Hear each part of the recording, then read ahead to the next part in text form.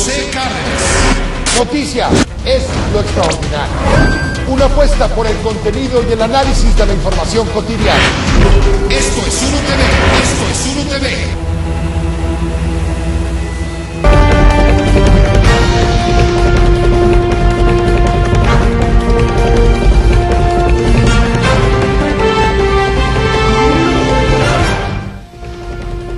Lo del avión, un misterio. Viajaban 7 y nada se sabe. La aeronave salió de Monterrey, paró en Querétaro. 8 horas después fue derribada. 7 personas. Pero no tenemos claridad si cuando fue bajada, iban los 7. Exige defensa dar certidumbre a soldados. Continuar siendo pilar firme de la estabilidad, democracia y unidad nacional. Controla Ejército Vistahermosa, Michoacán. Por la desaparición de 2 elementos de la Procuraduría General de la República. Compactan plantón para hacerle cancha a refuerzos. Se están incorporando los contingentes, se está haciendo una reorganización del plantón. Luto en la cultura. Fallecen la actriz Amparo Ribelles, la bailarina Guillermina Bravo y el crítico de cine Gustavo García. Arrasa Twitter en bolsa. Mañana a las 10, México vence o muere. México y Venezuela confrontados por el misterioso avión que al parecer no fue derribado sino incendiado. Usted está con uno y uno está en todo, estas son hoy las noticias en claro. Crecen las dudas y especulaciones en el caso de la aeronave mexicana derribada por la Fuerza Aérea Venezolana el lunes en la noche. El despliegue desde territorio mexicano ya fue identificado. El avión partió de Querétaro supuestamente con 7 pasajeros a bordo. Con uno, Jonathan Tapia, corresponsal en Querétaro, informa. Hoy se sabe que la aeronave mexicana que el gobierno de Venezuela derribó se trata de un Hawker Siddeley modelo 1969 de 2 motores turbopropulsados con capacidad para 10 pasajeros y que de acuerdo con las bitácoras de vuelo contaba con 10.681 horas de vuelo. Fuentes de la Dirección General de Aeronáutica Civil aseguraron a Uno TV que el jet fue vendido por la empresa Projets en la ciudad de Houston, Texas, a un particular, quien registró un domicilio localizado en el municipio de San Pedro Garza García, Nuevo León. Documentos a los que se tuvo acceso indican que el permiso de la aeronave fue renovado en el 2007. Según fuentes de la PGR consultadas, la aeronave habría despegado del aeropuerto de Monterrey y minutos después aterrizó en Querétaro, antes de seguir su camino hacia Sudamérica. De acuerdo a las características de la aeronave, esta solo tenía autonomía de 8 horas, por lo que las autoridades estiman que pudo haber hecho una escala en las Antillas en el Mar Caribe o en Guatemala para cargar combustible. Las bitácoras son de orden federal, ¿sí? Porque lo que es la plancha propiamente de las aeronaves y las pistas son del orden federal. 7 personas. Pero no tenemos claridad si cuando fue bajada, iban los 7. Que la autoridad aeronáutica todavía está por confirmarnos si bajaron en algún punto intermedio los 5 tripulantes. Las autoridades de Querétaro desconocen el origen de los tripulantes, además del tipo de cargamento que llevaba consigo. Según fuentes de la PGR, la aeronave estaría a nombre de una persona llamada Carlos. Sin embargo, la persona que aparece como propietario de la licencia de vuelo de la aeronave es un sujeto de nombre Jorge Salazar Ochoa, a quienes las autoridades identifican con domicilio en el estado de Colima. Hasta el momento, el gobierno de Nuevo León no ha emitido ninguna declaración al respecto. Con uno, Jonathan Tapia. Respecto a la identidad del dueño del avión, Jorge Salazar Ochoa, hay incluso confusión, lo decía nuestro corresponsal en Querétaro, se le ubica como residente de Colima. Sin embargo, otras informaciones señalan que él tiene su residencia en Tabasco. Hay gran confusión, no aparece el señor Jorge Salazar Ochoa, el probable dueño de este avión, modelo 1968, este avión con matrícula mexicana, con matrícula privada. A través de un comunicado de prensa, la Secretaría de Relaciones Exteriores hizo este día algunas precisiones sobre este avión, sobre esta aeronave derribada o inutilizada o inhabilitada, en fin, ya definiremos allá en Sudamérica, en el territorio venezolano, casi frontera con Colombia. Se basa principalmente en información enviada por la Cancillería venezolana a través de una nota diplomática. En principio, se informa que el avión y la pista donde fue localizado quedaron inhabilitados por la Fuerza Aérea Venezolana. Esto abre un paréntesis. Quiere decir que el avión no fue derribado, sino inhabilitado. Seguramente tocaba pista en ruta a las Antillas y ahí fue detenido y por alguna razón fue incendiado. Además, los ocupantes abandonaron la aeronave, 7 ocupantes, antes de que la aeronave quedara inservible. Aunque hasta el momento se desconoce la identidad y desde luego el paradero de los pasajeros y de la tripulación de este avión con bandera mexicana. De este misterioso episodio sobran dudas y solo hay una certeza. La decíamos al principio, México y Venezuela están confrontados. Un sainete tropical toca la puerta. El misterioso caso del avión mexicano derribado en Venezuela abre una cauda de suposiciones, especulaciones, acusaciones y quizá hasta un conflicto diplomático. Nadie sabe, nadie supo qué hacía la aeronave con matrícula nacional sobrevolando territorio bolivariano cerca de Colombia. La aeronave venía de Querétaro, eso sí se sabe, pero ¿hacia dónde iba? ¿Quién viajaba a bordo? ¿Y cuál era su carga? Eso es un misterio.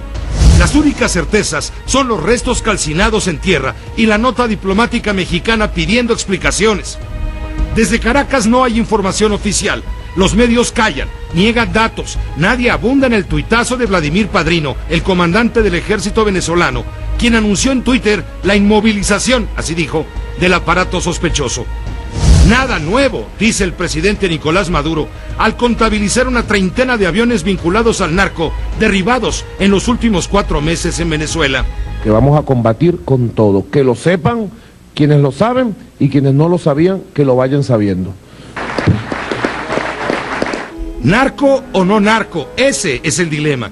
Urgen aclaraciones, aunque el escueto comunicado de nuestra Cancillería y la breve declaración del secretario de Gobernación muestran encono, pero no demasiada prisa, para que el misterio sea develado. Hace 55 años, México y Guatemala rompieron relaciones y estuvieron al borde de la guerra por el hundimiento del pesquero San Diego, en represalia por el abuso de pescadores y talamontes mexicanos en aguas y tierras guatemaltecas. Por menos que eso, hace 9 años, congelamos relaciones con Cuba. Y ahora, ¿cuál será el desenlace de esta historia llena de fantasía y muy poca realidad comprobable? Con uno, José Cárdenas. Vamos a enlazarnos a Caracas, Venezuela. Allá se encuentra Ernesto Ecarri. Él es editor del periódico El Universal de Caracas, uno de los de mayor influencia en aquel país sudamericano. Ernesto, ¿cómo te va? Muy buenas noches en Caracas. Muy buenas noches, siempre es un gusto conversar con ustedes desde aquí de Caracas. Al contrario, Ernesto, al contrario, el gusto es nuestro por estar con uno. Danos alguna certeza porque sobran las dudas. Caramba, lamentablemente las certezas son muy pocas en este momento sobre este caso, que lejos de irse aclarando con los días, termina siendo mucho más enredada, mucho más compleja esta historia. El comunicado que ustedes acaban de mencionar, que emitió en la tarde de hoy la Secretaría de Relaciones Exteriores en México, lejos de darnos más luces, pues nos enreda un poco más por la información o la poca información que da el gobierno venezolano sobre el caso. Dar este detalle que se menciona de que las personas que estaban a bordo de este avión se alejaron en el momento en que se dio la orden para que aterrizaran y luego se incendia esta aeronave, pues ahora genera otras preguntas mucho más complicadas de responder. Entre ellas, ¿por qué la Fuerza Armada venezolana incendia esta aeronave sin realizar la experticia de rigor, sin tomar las huellas dactilares de las personas que ocupaban, si realmente se alejaron y por qué no fueron detenidas estas personas? Habrá que esperar a ver si hay otros nuevos comunicados y si la Cancillería venezolana definitivamente arroja nuevas luces y da más información sobre este particular. Ha trascendido que en el avión viajaban 7 pasajeros por lo menos. Se desconoce su identidad y desde luego su paradero. Tampoco el gobierno venezolano ha identificado a estas personas, ni tampoco ha explicado cuáles eran los motivos o cuáles fueron los motivos que tuvo el gobierno para inhabilitar o inutilizar esta aeronave. Al parecer está claro, el avión no fue derribado, el avión fue inutilizado. Le dispararon, lo quemaron, lo incendiaron, lo que haya ocurrido en defensa de la soberanía venezolana, eso ya lo dirán las autoridades diplomáticas. Pero ¿qué hay de los pasajeros? Tenemos el seguimiento de la trayectoria de este avión que partió de la ciudad de Monterrey, Nuevo León, en el norte de la República Mexicana, tú conoces, hizo una escala para cargar combustible en la ciudad de Querétaro y siguió vuelo. Había despegado a una hora determinada en la mañana, 10, 8 o 9 de la mañana, y 8 horas después es cuando ocurre la inhabilitación, de acuerdo con el mensaje por red social Twitter de Vladimiro Padrino, el comandante de las Fuerzas Aéreas de Venezuela. Transcurrieron 8 horas. ¿Qué hubo en todo ese trayecto? ¿Dónde paró el avión? ¿Hacia dónde iba? Se supone que hacia las Antillas. Por eso insisto, hay más dudas que certezas. La única certeza es que mexicanos y venezolanos a nivel de gobiernos, desde luego, están confrontados, Ernesto. Sí, efectivamente, pareciera que pues las declaraciones muy fuertes que dio en el día de ayer el canciller mexicano, pues nos habla de que se necesitan mayores explicaciones, se exigen mayores explicaciones, pero lo extraño de todo esto que hay que agregar entonces ahora es por qué la escueta información que está dando el gobierno venezolano a través de esta nota diplomática que hace referencia la Cancillería mexicana. Habrá que esperar cuáles son los próximos movimientos. También en ese breve comunicado que se dio a conocer en la tarde de hoy, llama mucho la atención de que se señala la colaboración o el trabajo conjunto que están realizando ambas cancillerías. Yo no diría que hay una confrontación, yo lo que diría es que hay el intento por parte del gobierno mexicano de exigir más explicaciones y por el otro lado el gobierno venezolano tratando de dar las explicaciones mínimas necesarias. Y por otro lado está la posición del gobierno venezolano que intenta no dar esas explicaciones.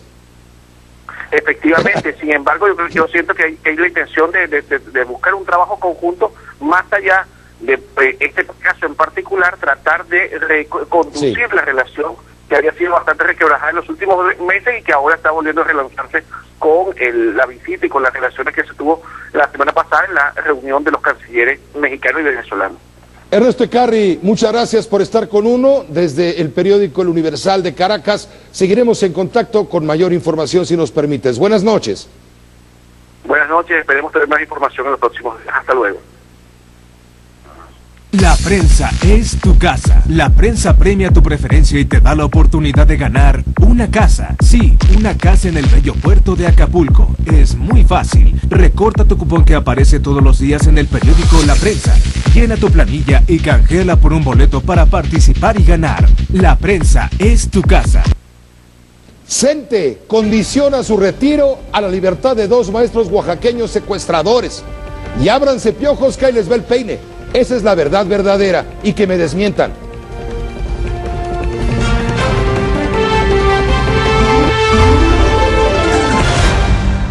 A un hombre que va llorando, dile que viene mi remo, tu nombre voy pronunciando por señas. En las redes sociales circula este video, el cual muestra el momento en el que fue ejecutado durante una fiesta Francisco Rafael Arellano Félix, ex líder del cártel de Tijuana. En las imágenes aparece el cantante Luis Antonio López, el Mimoso, interpretando la canción El Señor de las Canas.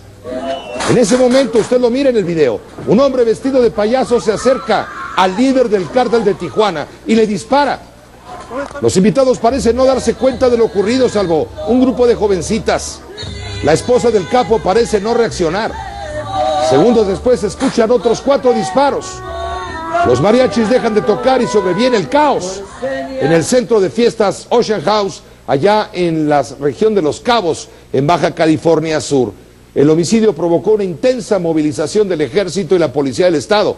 Hasta el momento nadie ha sido detenido, es decir, el payaso asesino anda suelto. A lo mejor podríamos poner otra vez el video para que mire usted el momento en que está el cantante, el mimoso, mírelo, ahí está, y está interpretando la canción, y en eso se va a cruzar el payaso.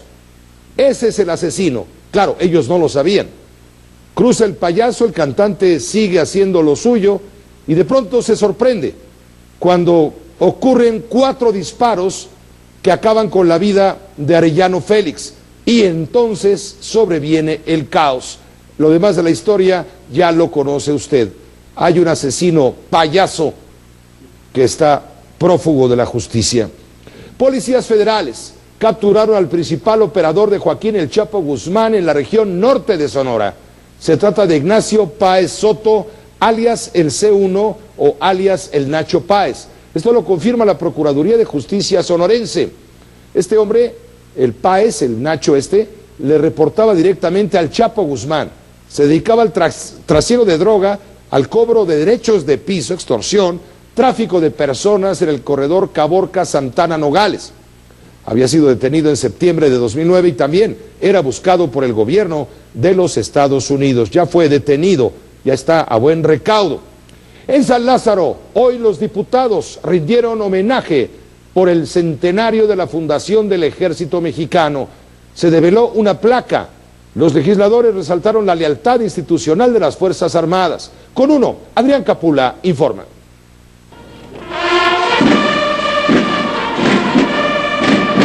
Muy de mañana, a primera vista, sorprendió la historia de un siglo que inició en el México de 1913. A 100 años de distancia, la Cámara de Diputados rindió un sentido homenaje al ejército mexicano. Y porque el ejército ha sido siempre leal con México, México no debe jamás abusar de la lealtad de su ejército. En el vestíbulo del Palacio Legislativo de San Lázaro, los diputados develaron una placa conmemorativa de los 100 años de la fundación de esa institución castrense. El secretario de la Defensa Nacional reiteró la lealtad del ejército. Los soldados y marinos de hoy tenemos clara la elevada encomienda de continuar siendo pilar firme de la estabilidad, democracia y unidad nacional. Ante la violencia en estados como Michoacán, los diputados advirtieron que sería impensable retirar a los soldados de las calles. Hoy, ante la amenaza de la delincuencia como el flagelo más grande que azota a nuestra estabilidad, la principal esperanza de los mexicanos está en nuestro ejército mexicano. Reconocieron, sin embargo, que las Fuerzas Armadas necesitan instrumentos legales, apropiados, para garantizar su desempeño en el combate al crimen organizado. Un homenaje que hace justicia a todos los soldados. Un ejército que en 100 años ha recorrido caminos ásperos y difíciles encrucijadas. Un ejército probado en la lealtad y en la vocación de servicio. Con uno, Adrián Capula. A propósito de las Fuerzas Armadas, del Ejército, de los Verdes, en Michoacán, los soldados desarmaron y detuvieron a 25 policías municipales de Vistahermosa. Los policías están vinculados con el crimen organizado, según testimonios. A los uniformados se les acusa de estar detrás de la desaparición de 2 agentes de la PGR allá en esa zona, en Vistahermosa, Michoacán. Después de estas detenciones, la seguridad de Vistahermosa, Apatzingán y Lázaro Cárdenas queda a cargo de militares. Que es un municipio obviamente que está conflictuado ahí con los grupos delictivos. Creo que es uno de los municipios álgidos. En Vistahermosa los trajeron a los policías a declarar por la desaparición de 2 elementos de la Procuraduría General de la República. Esto en Michoacán. En Chihuahua fue liberado Israel Arzate, quien estaba acusado de participar en la matanza de 16 jóvenes en Ciudad Juárez, Chihuahua, ocurrida en enero de 2010. Hablamos de Villas de Salvarcar. La Suprema Corte de Justicia ordenó la liberación debido a que el detenido fue torturado por militares durante su declaración. Israel Arzate ofreció hoy una conferencia de prensa. Sí, lo dejan libre por un indebido proceso, pero no lo exoneran, no lo están calificando de culpable o inocente. Es más, ni siquiera lo han juzgado. Así que, hasta ahora, el acusado de asesinato fue puesto en libertad. Con uno, Héctor Gordoa informa. Se ordena en este momento la libertad inmediata del señor Israel Arzate Meléndez. Por lo tanto, se levanta la medida cautelar de arraigo. Tras casi 4 años de encierro, Israel Arzate Meléndez logró su libertad. Buenas noches, nomás para agradecerles a todos los que creyeron en mí y a los que no creyeron, pues ya se les comprobó la Suprema Corte que yo siempre estoy diciendo la verdad. Y ya se demostró mi inocencia. La resolución de la Suprema Corte reabrió la herida de familiares de las víctimas de Villas de Salvarcar en Ciudad Juárez, Chihuahua. A mí me quedó esto nomás, los recuerdos de mis hijos, las fotos de ellos. Entonces yo voy a irle a dar un abrazo a Arzate por lo que hizo o porque el señor va a salir libre. La justicia nos hizo ver a nosotros que confiáramos en ellos, que ellos iban a hacer todo lo que estuviera en sus manos, con pruebas en manos, para que se comprobara que él era una persona culpable. Por temor a su integridad, Israel Arzate viajó de inmediato a la Ciudad de México. Acompañado siempre de su madre, aseguró que su liberación fue justa. Desde el principio me querían que me echara la culpa pero yo siempre me negué. Siempre les dije que me acusaran porque yo vendía piratería. Dije, de eso sí acúsenme. Dice, eso sí se los firmo. Dije, pero yo no soy un asesino. Yo no maté a esas personas. Consideró que las autoridades de Chihuahua deben encontrar a los verdaderos asesinos. Pues que le exijan al gobierno que se dejen de mentiras y de engaños y que les pidan justicia a ellos. Es muy lamentable la muerte de los jóvenes de Villas de Salvarcar, pero no puede haber justicia con un acusado inocente. La familia y nosotros somos víctimas del gobierno de Chihuahua. Ante la liberación, el gobierno de Chihuahua, aseguran, inició una campaña de linchamiento contra Israel Arzate Meléndez. La incapacidad del gobierno de Chihuahua, del fiscal actual Jorge González Nicolás, del gobernador César Duarte en seguir insistiendo en la culpabilidad de Israel, su incapacidad para poder establecer una investigación, su incapacidad para poder presentar resultados efectivos a la sociedad. Pero la Fiscalía insiste. La Fiscalía entonces retoma más pruebas, cuenta con testimonios, con una serie de periciales, en los cuales la Fiscalía sostiene de que sí hay una probable participación de este hombre en estos hechos. Mientras tanto, la familia Arzate Meléndez ha salido de Chihuahua y en el corto plazo determinará si regresa a Ciudad Juárez o busca otro lugar para rehacer su vida. Con uno, Héctor Gordoa.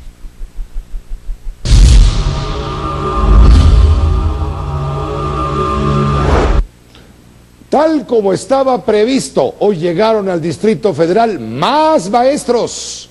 Vienen a reforzar el plantón de la CENTE en el Monumento a la Revolución. Llegan procedentes de Michoacán, Tamaulipas, Chiapas, Oaxaca, Veracruz, Guerrero y ya se me olvidó dónde más. Los docentes vuelven a causar afectación vial sobre Paseo de la Reforma. Vamos en este momento hasta el cruce justo de Reforma y Bucareli, donde se encuentra con uno, mi compañera Alma Paola Guaun, reportera. Buenas noches, Alma Paola, te agradezco la información y estamos muy pendientes de lo que ha pasado. Hasta donde entiendo hubo una confrontación con los policías que no dejaban pasar a los refuerzos y finalmente los refuerzos vencieron a los policías y lograron pasar este filtro. Buenas noches.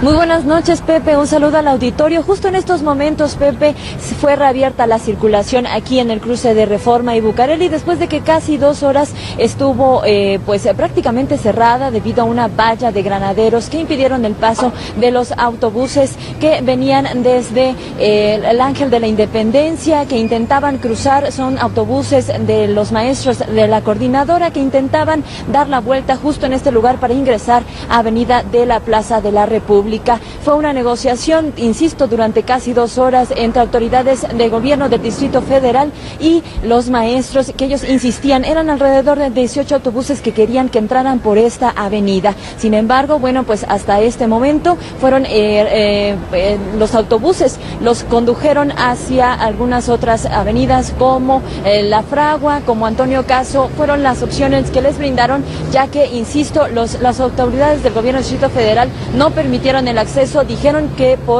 la propia seguridad de los comercios y de las personas que también pasan por ahí. Quiero comentarte, Pepe, que bueno, pues como bien dices, esta caravana por fin llegó al Distrito Federal y vamos a ver una crónica de lo que ocurrió este día, Pepe.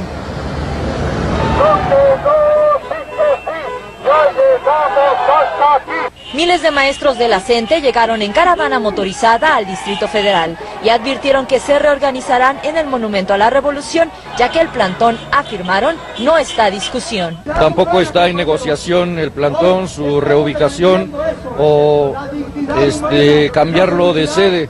Por el contrario, nosotros hemos tenido la capacidad como coordinadora de acordar que en cuanto se estén incorporando los contingentes se esté haciendo una reorganización del plantón. Esto tiene que ver con la seguridad, con la higiene.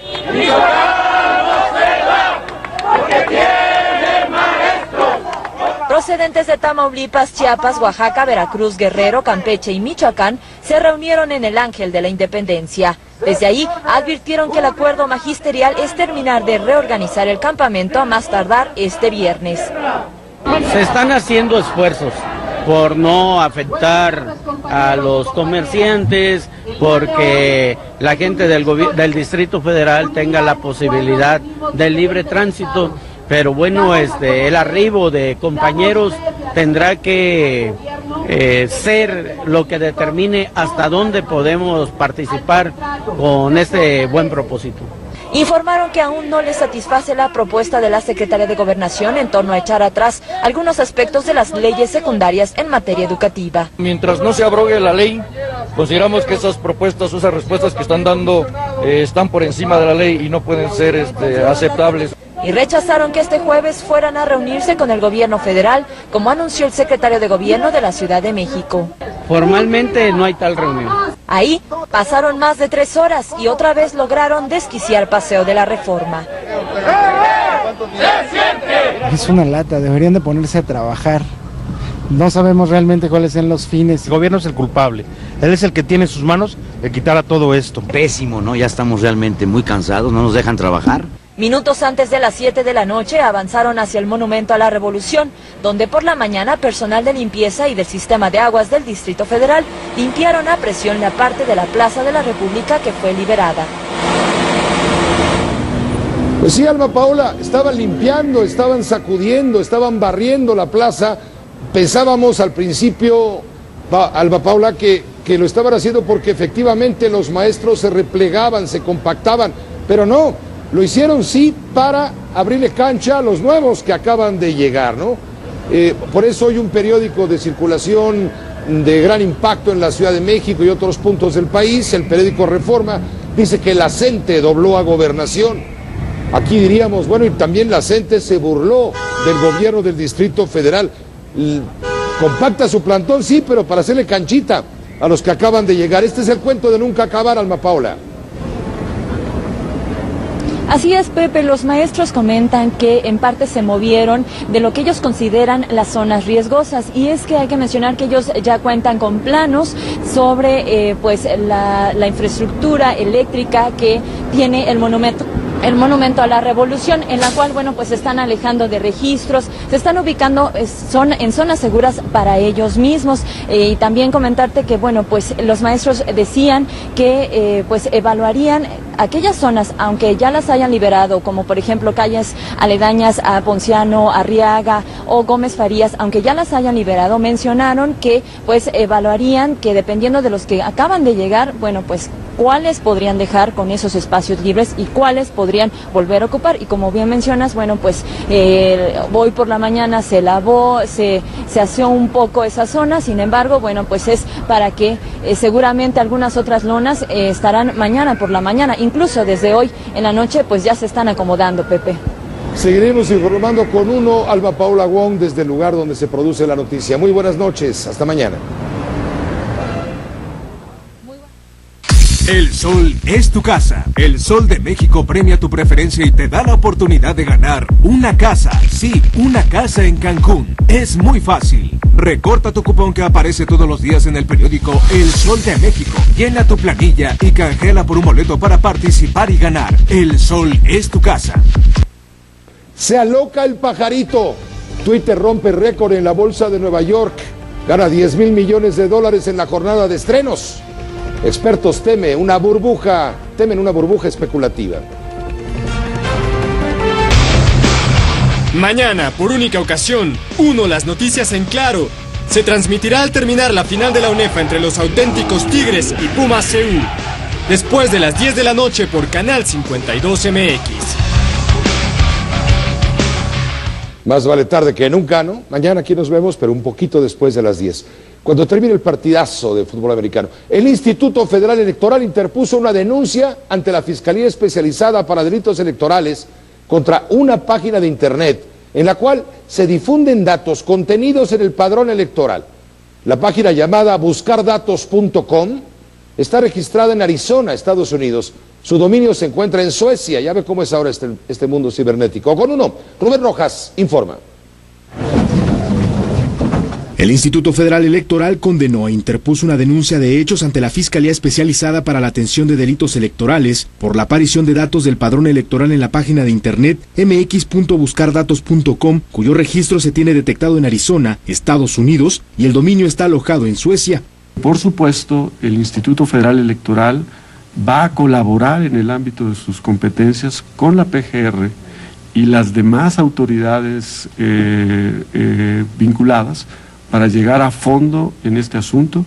En dicha página aparecen datos correspondientes al padrón como nombre y dirección, pero también información no manejada por el IFE como la clave única de registro de población y el RFC. Este sitio tiene 4 opciones de búsqueda: por apellidos, por IFE, CURP y por RFC.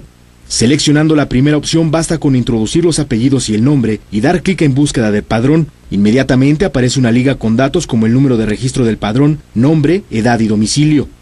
Al ingresar a la liga se despliega información complementaria y muy sensible, como la clave única de registro de población, el registro federal de contribuyentes, la fecha de nacimiento e incluso el domicilio. En esta base de datos están todos los mexicanos, incluso el titular del Ejecutivo Federal, Enrique Peña Nieto. De igual forma aparece la liga y al ingresar se despliegan los datos. En este caso el mandatario tiene aún los datos de su domicilio en el Estado de México. El comisionado de Seguridad Nacional, Manuel Mondragón, también aparece en esta base de datos. Han ocurrido una de 3 circunstancias: una fuga de información porque se han vulnerado los sistemas de seguridad del instituto, y hasta donde tenemos conocimiento eso no ha ocurrido hasta el momento. 2, ha habido una fuga interna y eso tiene que indagarse. O 3, ha habido una fuga por parte de, además de los funcionarios del IFE, los únicos que tienen acceso a esta información, directa o indirectamente, que son los propios partidos políticos. Por lo pronto, el Instituto Federal de Acceso a la Información y Protección de Datos abrió una investigación y anunció que interpondrá una denuncia ante la PGR para que indague la probable vulneración de la base de datos del IFE. Con Rubén Rojas. Y eso sí es peligroso. A propósito del presidente de la República, que aparece ventaneado, le digo, en esta base de datos que anda circulando por quien la quiera consultar, hoy encabezó la presentación de algo que se denomina el Plan Nuevo Guerrero. A este plan van a ser destinados 30,000 millones de pesos en el corto plazo. El objetivo, promover el desarrollo del estado de Guerrero de forma integral a mediano y largo plazo. El presidente de la República explicó que el plan se basa en 3 grandes ejes: inversión en infraestructura, proyectos sociales para la productividad y financiamiento y coordinación de políticas públicas. Entre otras acciones se contempla en el Plan Nuevo Guerrero la construcción de nuevas autopistas, también de escuelas y fuentes de abastecimiento de agua potable. Para que esta ayuda rinda frutos y llegue efectivamente a quienes más lo necesitan, son imperativas la transparencia y la participación social. Por ello nos aseguraremos de que estos elementos sean cumplidos en la ejecución del Plan Nuevo Guerrero.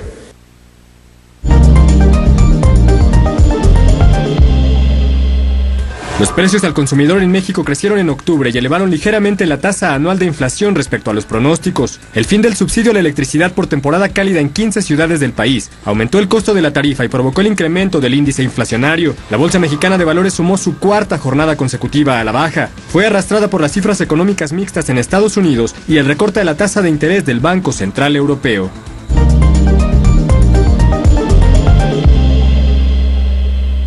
Hoy se anunció que para reducir los riesgos de fraude en el pago de cheques al portador, el Banco de México toma nuevas medidas, fuertes medidas.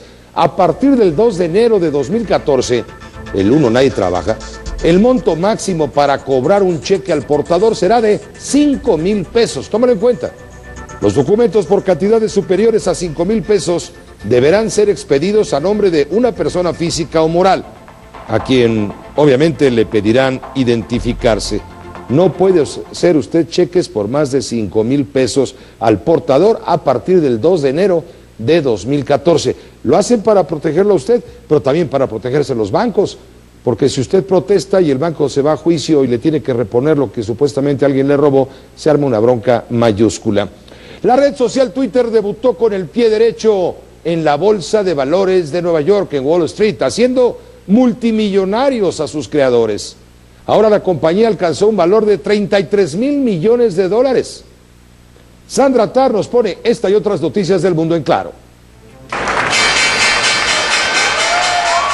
Con el famoso campanazo en Wall Street, Twitter debutó hoy en la Bolsa de Valores de Nueva York. Las acciones de la empresa se cotizaron en $45 por unidad, 73% por encima del precio fijado para su oferta inicial, el cual era de $26. La red social cuenta con 230 millones de usuarios a nivel mundial, sin embargo perdió $65 millones en su trimestre más reciente.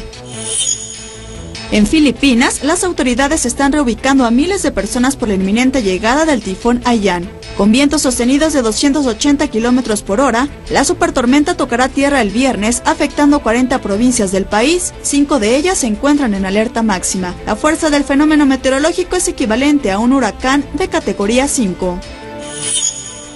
En una entrevista divulgada por el diario alemán Bild, el secretario de Estado de la Unión Americana John Kerry insistió una vez más en que el ex técnico de la CIA, Edward Snowden, debe ser trasladado a Estados Unidos para enfrentar a la justicia por haber revelado información confidencial del gobierno estadounidense. Las declaraciones se dan justo cuando el gobierno alemán confirma que no dará asilo político a Snowden.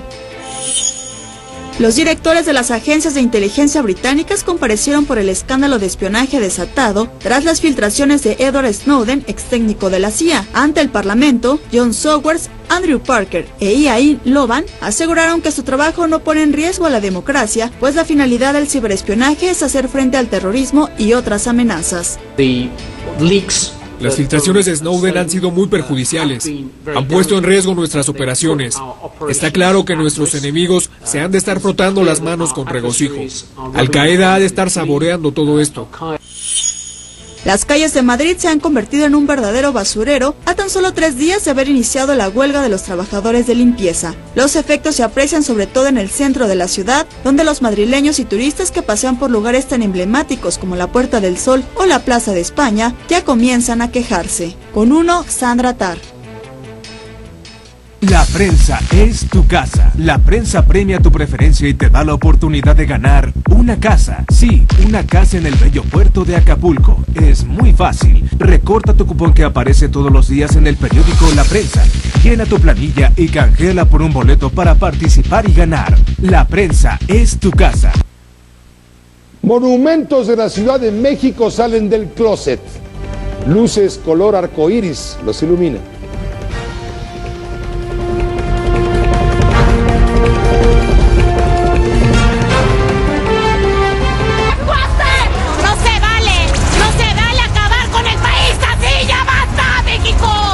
Es una nueva ventana para discutir la realidad de México y el mundo. ¡Me están ahorcando! ¡Me están ahorcando! Es aquello que a usted realmente le interesa. Los delitos del gordillo. Miles de personas. Porque la tradición.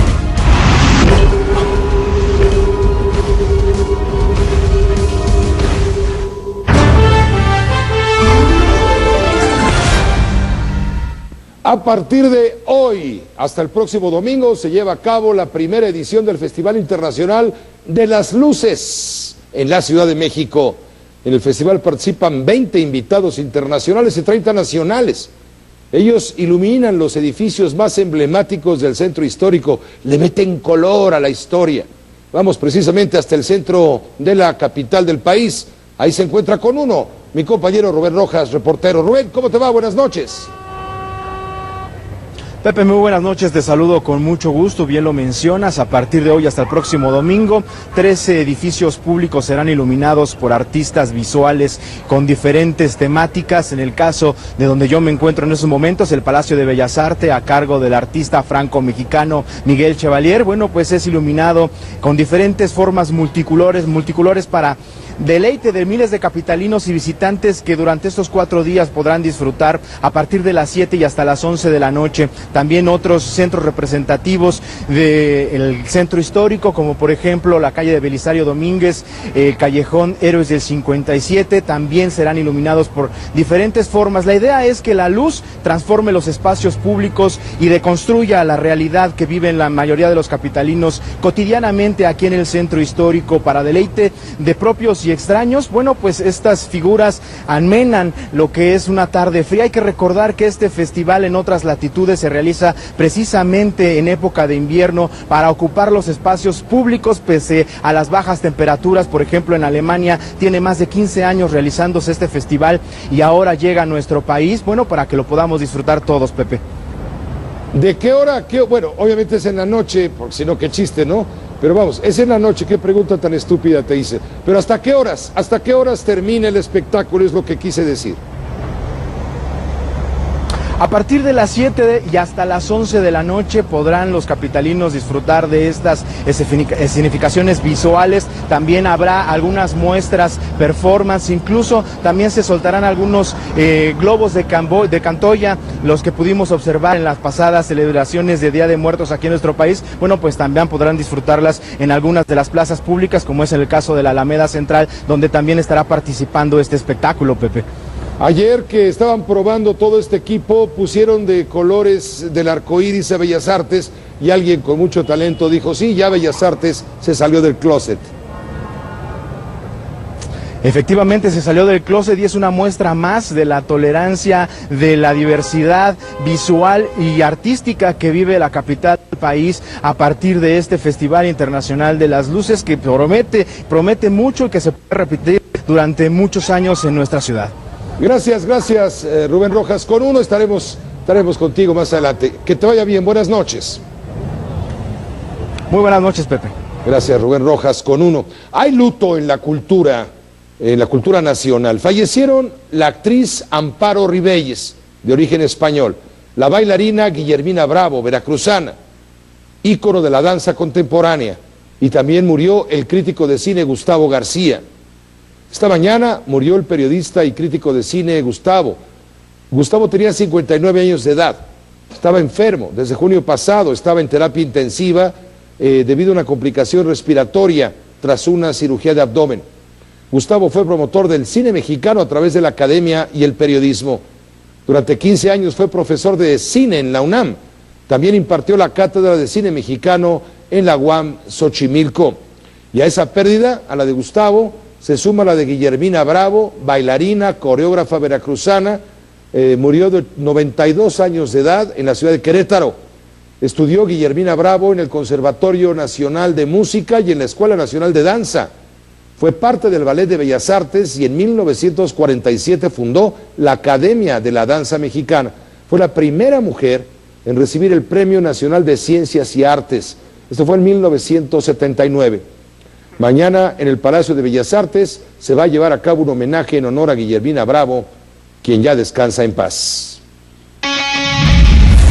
Gabriela Cobo. Pasión, emociones fuertes y mucha diversión. Esto es Uno TV.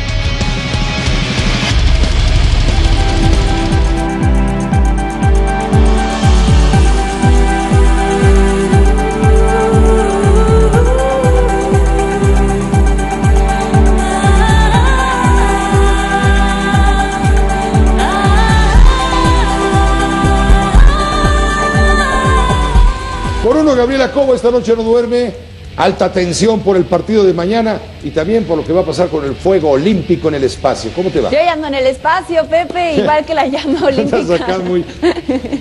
Que a bordo de la nave Soyuz ya precisamente llegó hoy a la Estación Espacial Internacional. El sábado va a salir al espacio exterior en un relevo simbólico y con uno Guillermo García informa.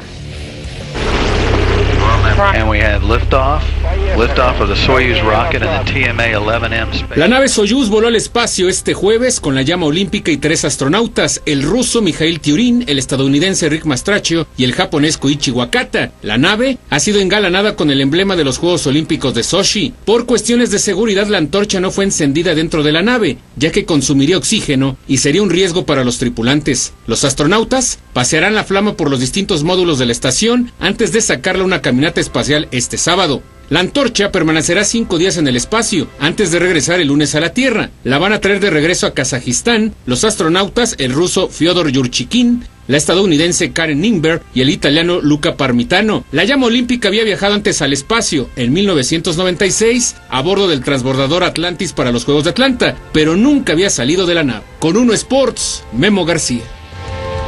Por cierto, según el comité organizador, el pebetero de Sochi lo van a encender precisamente con esta antorcha que ya viajó al espacio. Y vámonos al fútbol, pero ahora con la selección femenil sub-17. Estaban en el premundial y derrotaron en penales al gigante Estados Unidos. Habían empatado a 1. Por cierto, este gol que le metió México es el primero que Estados Unidos recibe en 1223 minutos. Se tuvieron que ir a los penales. La figura de la noche, la portera Emily Alvarado. Ahora sí que los porteros de México están con todos, igual que Gudiño con los niños en el sub-17. Ella detuvo 2 penales y con esto terminaron ganando 4-2. Ahora sí, platicando de los niños precisamente, el Minitri busca el tricampeonato. Mañana se van a enfrentar a Nigeria, un equipo que es muy fuerte, que son más grandes. También por ahí se ha estado filtrando que si son más grandes de edad. Son cachirules. Hoy decía un periódico en la mañana una foto de uno de los jugadores de Nigeria, que ya se ve más o menos como de mi edad, y decía que de nuevo viejo, como decía el Pues sí, es lo que se ha estado filtrando en los medios de comunicación, que son más grandes. Lo que pasa es que en algunos países de África no los registran en el momento en el que nacen, sino que pasan meses y después los registran, por lo tanto le estarían ganando meses a los niños de México, pero bueno, la FIFA así les permitió jugar. Hay otros en Twitter y en redes sociales que están pidiendo que se les hagan pruebas de carbono 14 para ver si sí tienen esa edad. Ni que fueran dinosaurios, tampoco son tan viejos. Lo están pidiendo, pero bueno, son 2 equipos que a pesar de que ya se enfrentaron en la fase de grupos, llegan en un momento diferente, con ánimos diferentes, y con uno Edgar Jiménez informa. La selección mexicana sub-17 entrenó con los últimos rayos del sol de los Emiratos Árabes Unidos. El tricolor pisa fuerte. Estos jóvenes practican con la confianza y mentalidad de ser campeones. Raúl Gutiérrez ya cuenta las horas para que su equipo demuestre que la revancha ante Nigeria puede ser la cereza de un día histórico para el fútbol mexicano. Creo que el partido de mañana va a ser muy difícil, pero es un partido totalmente diferente al primero que jugamos. Pero Nigeria saltará a la cancha con la historia como mejor aliado. Las Águilas Verdes son la selección más experimentada en los torneos sub-17, pues cuenta con 3 campeonatos y 6 finales disputadas. México, por su parte, busca convertirse junto con Brasil y Nigeria como las únicas selecciones en tener entre sus vitrinas 3 campeonatos del mundo para menores de 17 años. A pesar de que nigerianos y tricolores se han enfrentado en 3 ocasiones, este viernes será la primera vez que definan al monarca del Mundial Sub-17. Creo que México también ha demostrado cosas y nos vamos a pegar mucho a esas grandes cosas que México ha demostrado para solucionar el problema de Nigeria. Con Uno Sports, Edgar Jiménez. Bueno, precisamente Nigeria tiene una muy buena ofensiva, una también defensiva, que solo han recibido 5 goles en 6 partidos. Pero bueno, pasando a México, ya vamos por el tricampeonato. Pero ¿qué es lo que pasa con los campeones? ¿Por qué no se les da continuidad? ¿De quién es la culpa? ¿De los directivos? ¿De los equipos? ¿Qué es lo que ha pasado con los que ya ganaron en el 95 y en el 2011? Con uno Guillermo García informa. El ser campeón en un Mundial Sub-17 no garantiza que el futuro en el fútbol sea próspero. 2 selecciones mexicanas ya pudieron tocar la gloria de un campeonato para menores de 17 años y tan solo el 9% de ambas generaciones pudieron llegar al continente europeo. Las estadísticas son frías con los jugadores juveniles. Hace 2 años México consiguió su segundo campeonato en la categoría y de esa generación de 21 jugadores, tan solo Carlos Fierro de Chivas y Marco Bueno de Pachuca pueden presumir que suman más de 5 juegos disputados en el actual Apertura 2013. La generación que mañana buscará el tercer campeonato del mundo Sub-17 para México tendrá 2 misiones: derrotar por primera vez a un rival africano en una final y sumarse a Héctor Moreno, Giovanni Dos Santos y Carlos Vela como jugadores que siguen vigentes en el fútbol europeo. Con Uno Sports, Memo García. Mañana, por única ocasión, Uno, las noticias en claro. Se transmitirá al terminar la final de la UNEFA entre los auténticos Tigres y Pumas CU. Después de las 10 de la noche por Canal 52 MX. Mañana atentos al partido de la Sub-17 y al partido de la UNEFA para que después nos vean a nosotros. Pasadito a las 10. Gracias, Gaby Cobo. Buenas noches. Gracias a usted por estar con Uno y permitirnos estar con usted. Hasta mañana.